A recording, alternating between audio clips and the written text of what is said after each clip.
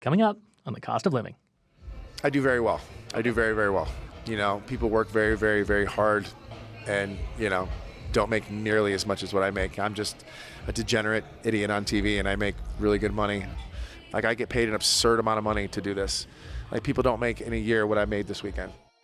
Jax Taylor is a reality TV star. He makes a lot of money doing live appearances. Like, a lot. From fans who pay big money just to be in the same room as a former bartender from Vanderpump Rules.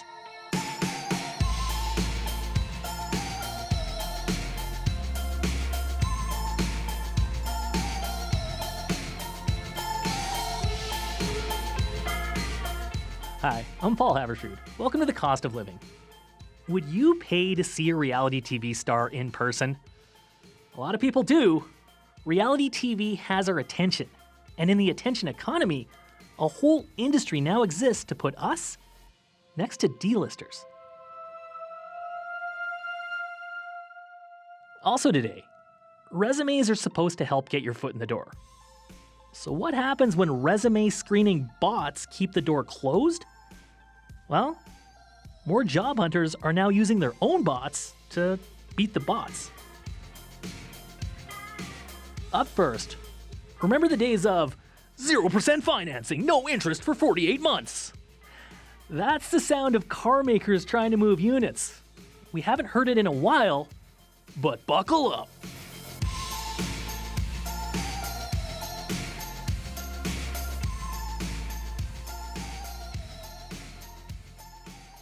Daniel Nerman, a few years ago, at the height of the pandemic, when supply chain problems were everywhere, I remember talking to a used car sales manager at a Toyota dealership. It was for a story we did.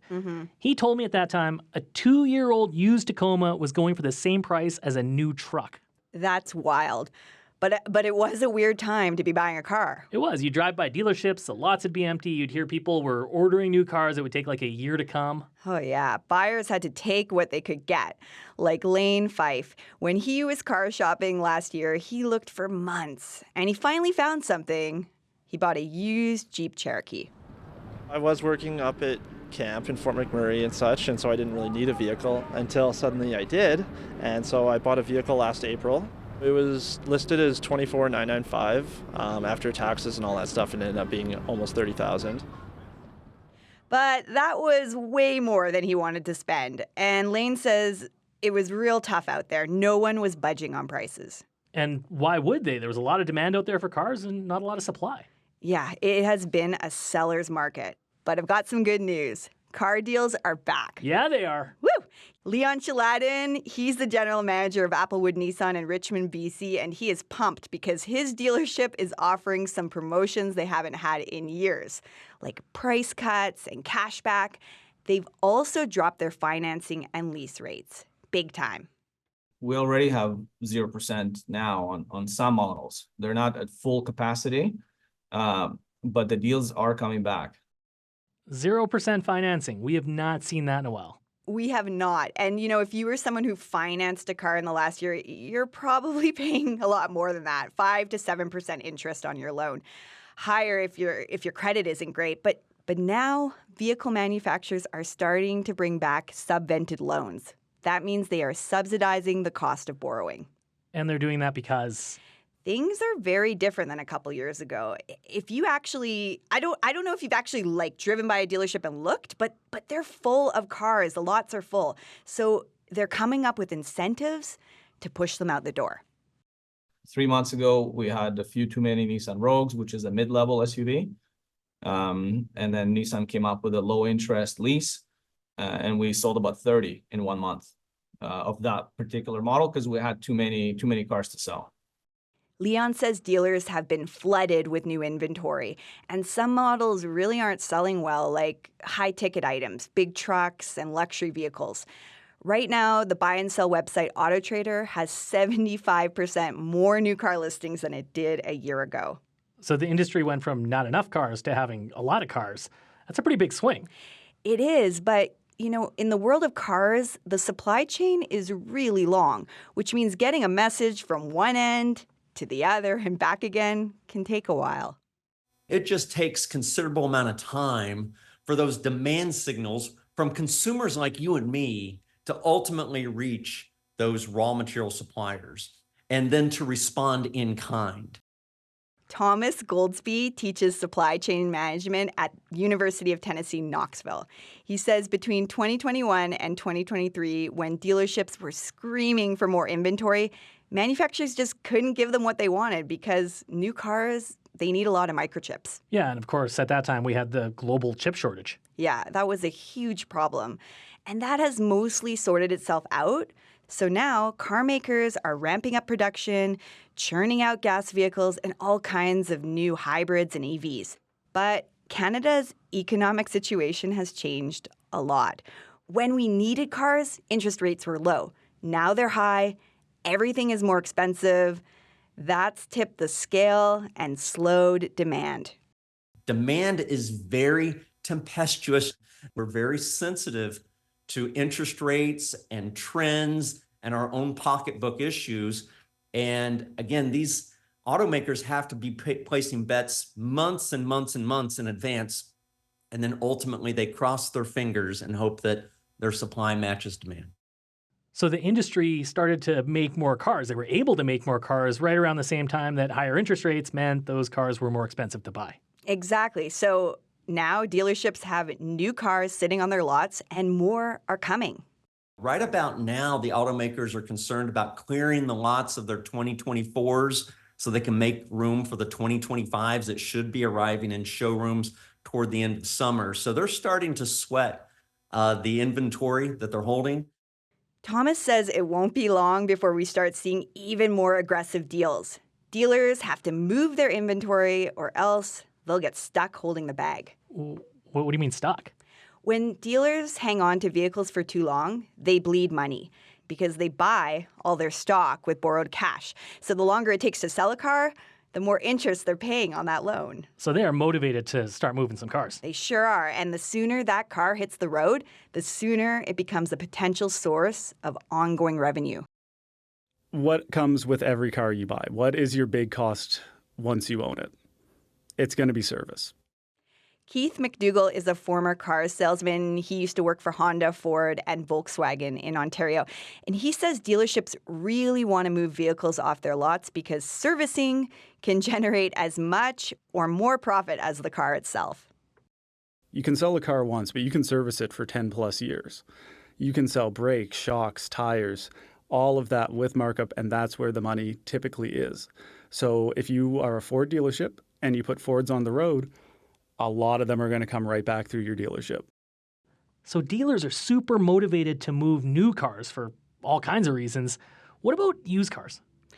That's interesting. So things are almost back to normal, to where they were 5 years ago. There are actually more used than new cars for sale right now on AutoTrader. That is a big change because it wasn't that long ago. If you were looking for a used car, you could hardly find anything. Right? And all the industry experts I talk to say it's only going to get better. As more new vehicles get built, more people will want those cars and they're going to sell their old cars or trade them in.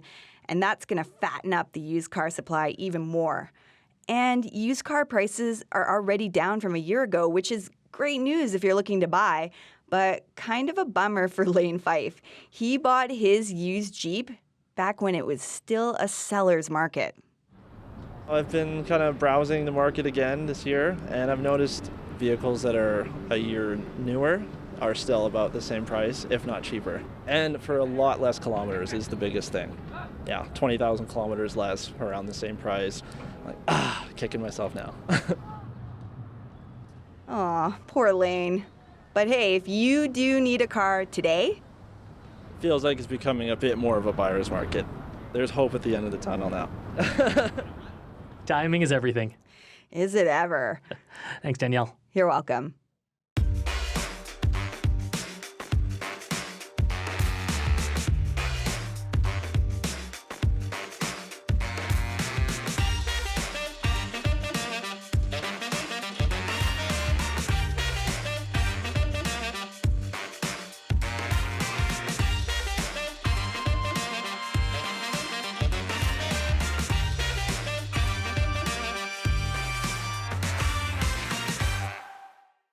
On your radio and by podcast, this is The Cost of Living.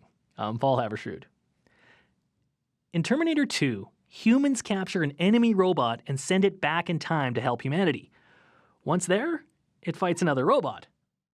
But AI-powered bots battling other bots? It's not just science fiction. Our producer Ellis Cho says just look at what's happening today in the job market. When Avinash Iyer was looking for a new job, it was tough. With all the layoffs in tech, competition was intense. His resume had to stand out. That is not exactly easy because you want to really plan out what it is that you want to convey. It does take time, it does take energy, it does take a lot of focus to do. Want to know what does have a lot of focus and never gets tired? Robots. Avinash downloaded ChatGPT and asked it to polish up his cover letter and resume. It is much more professional than what someone like me would write. So it doesn't look like, like an amateurish resume of somebody. But AI didn't just help Avinash craft a dazzling resume. It helped him get callbacks. This is a thing now, using bots to get past other bots. More companies are using AI to weed out applicants. It helps them speed up the process. But if you're missing keywords in your resume or your grammar isn't perfect, you don't stand a chance. Which is why a lot of immigrants especially were having difficulties with these systems, because grammatical errors and just your sentence structure would not be exactly what these systems be looking for. Divine Adekonbi is one of the founders of CoverQuick. It's an AI app that helps people, as they put it, express themselves better when applying for jobs. In just 2 years, Divine says CoverQuick has gone from 10,000 to 70,000 users. He says many are students and immigrants. If you are new to the workforce, if you're new to Canada, you may not fully understand that language, and your resumes may come across as not that great, even though you have the background skills, background knowledge, or could be a great fit for that job. But it just doesn't come across that way when you submit your resume. Pamela Lirio teaches human resource management at the University of Montreal.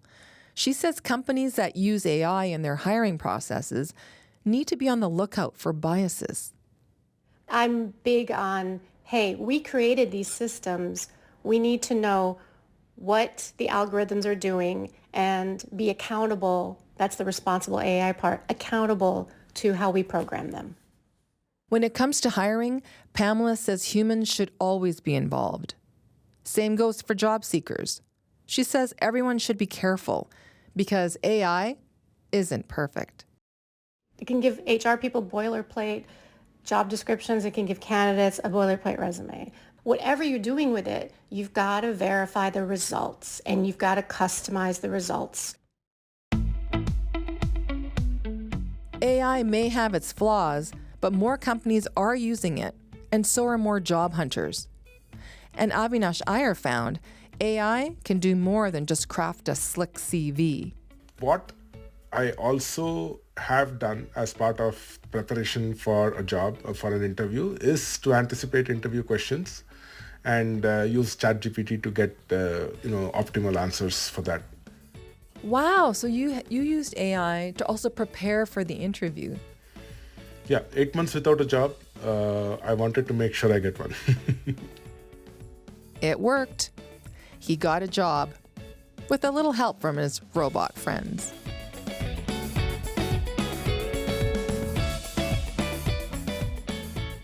For The Cost of Living, I'm Ellis Cho.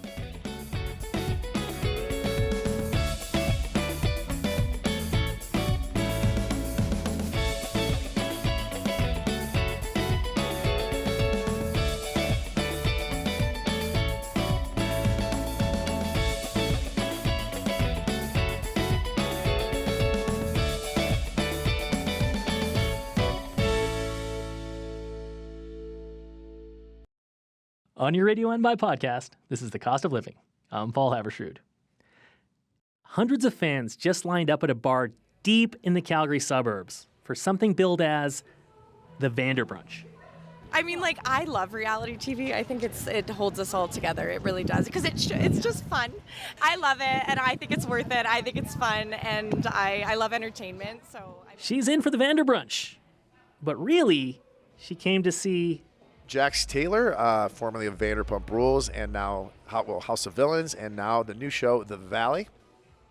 If you don't know Jax Taylor, he broke into reality TV as a bartender on Vanderpump Rules. So how about you? What have you been up to? Fans have watched him for more than a decade. They've seen him laugh, cry, kiss, fight. I saw a picture of you on social media a couple weeks ago, and I'm like, holy this guy looks like he's 50 years old. Jax is a classic reality TV villain. Fans love him, hate him, or love to hate him. Some just paid $50 for the Vanderbrunch. That's just another weekend on the celebrity circuit for Jax, who has been doing these kinds of events for a long time.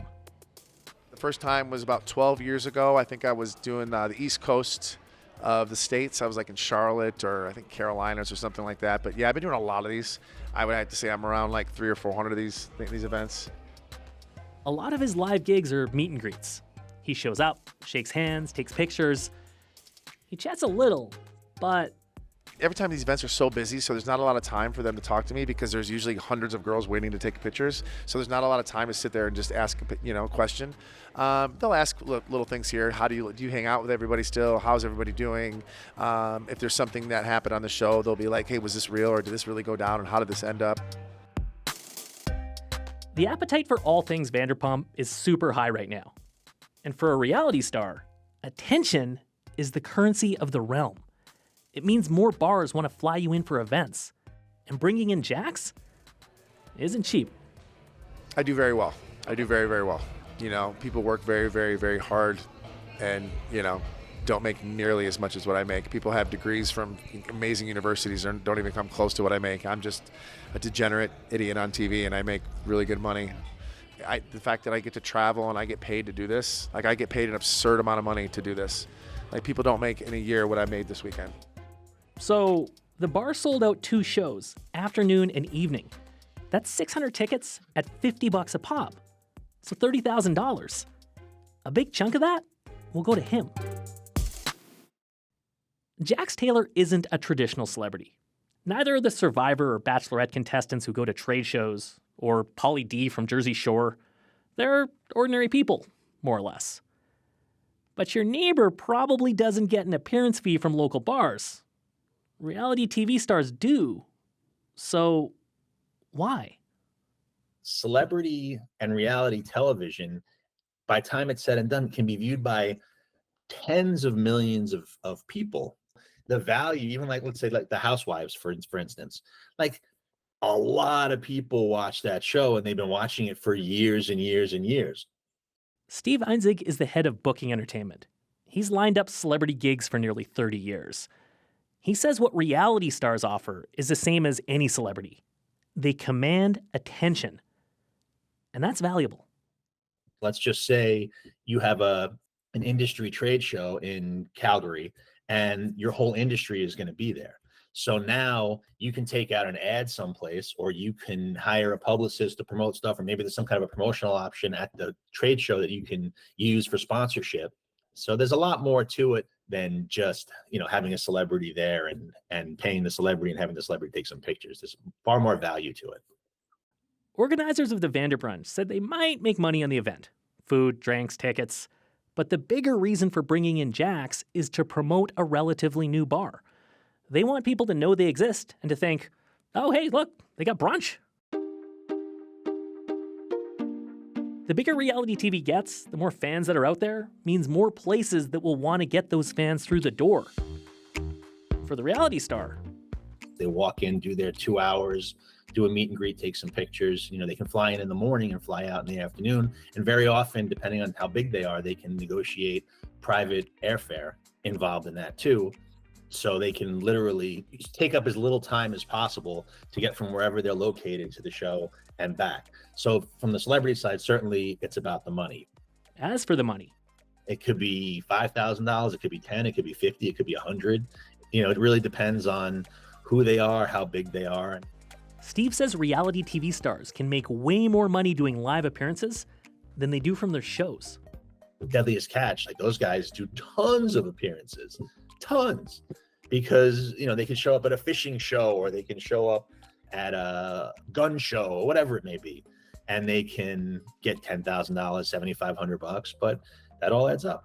Do 15, 20, 30 of those while you're off air, and even if you average $15,000 a piece on 30, that's $450,000 that you generated. Appearance money can put reality TV stars in the 1%. But what about us? Why are we willing to pay for a brush with celebrity? When my brother was a kid, he walked into an elevator. He happened to be in Honolulu, and who was there? Farrah Fawcett. Seeing live and in person someone that you admire at some level in the flesh, that's not a typical thing. Laura Grindstaff is a sociologist at UC Davis. She's studied reality TV and what she calls ordinary celebrity. Someone who pays to see Jax Taylor is, one, likely a Vanderpump fan, and two, figures it'll be fun, but they're also buying something else. We have access only to these people through a screen. We have access to actors, performers, whether they're sort of real celebrities, quote unquote, or reality TV celebrities. We have access to them through a screen, and we have access to them along with many, many, many, many other people. And so the in-person thing is really about uniqueness, it's about specialness, it's about being anointed in a way. Sure, 600 other people also met Jax in that bar, but there's 40 million people in the country. They weren't there, but you were. When you see someone famous in person, it brings them in proximity. And I don't just mean physically. It sort of brings them into your orbit, down to your level, like into your life, and humanizes them in a way that, the relationship through the screen does not. Jax doesn't need to sing, dance, do magic tricks. He already has people's attention. That's the secret sauce of the cottage industry around reality TV. He just needs to show up and be Jax. We're in an attention economy. Our most precious resource right now is attention. If you can get people's attention long enough to recognize who you are and then to parlay that recognizability into something else. Loads of real people appear on hundreds of reality shows, but not many of them get paid tens of thousands of dollars for an afternoon. And Jax, he knows it. It's a blessing to be where I am right now. I know it could be taken away at any time, and I think it's just important to stay humble. It could be gone tomorrow. There's people that lose it overnight. Jax has stretched his 15 minutes of fame into almost 15 years. And he'll keep getting paid as long as we keep paying attention.